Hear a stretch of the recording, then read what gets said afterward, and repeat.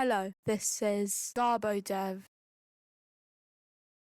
Hello, today I'm going to show you a cool trick you can do with Python classes. So here I have a class called string and it has one parameter, length. So first let's make a class object. Call it string1 equals string, the length of it 23. We can get the length of it by just doing print string1 length. Right now we tell the length 23. But what if I want to print it out but I don't want to use the .length method?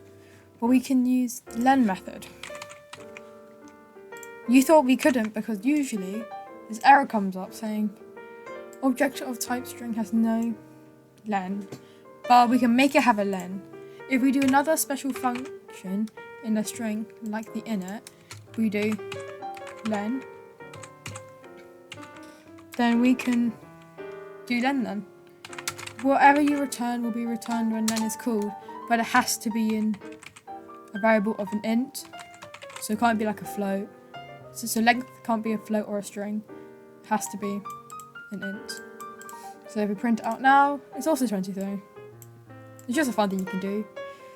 You don't have this stuff here. You can also do adding.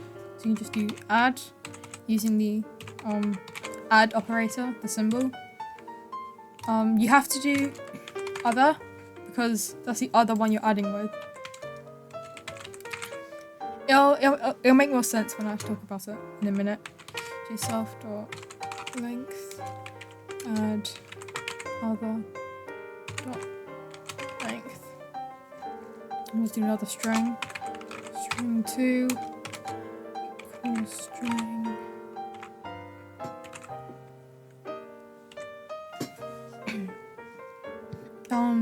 You need to add them, so we can do string1 add string2.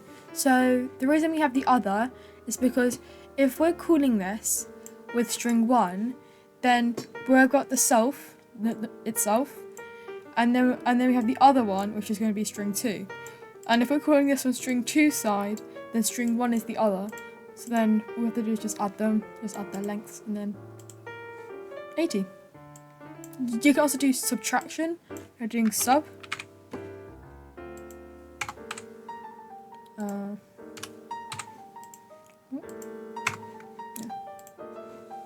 Negative 34. I've noticed something. When it's addition, then the plus also changes purple, like the name. But and when it's subtraction, when it's a subtraction symbol, it also changes purple. It's like they're linking, but not this one. Oh.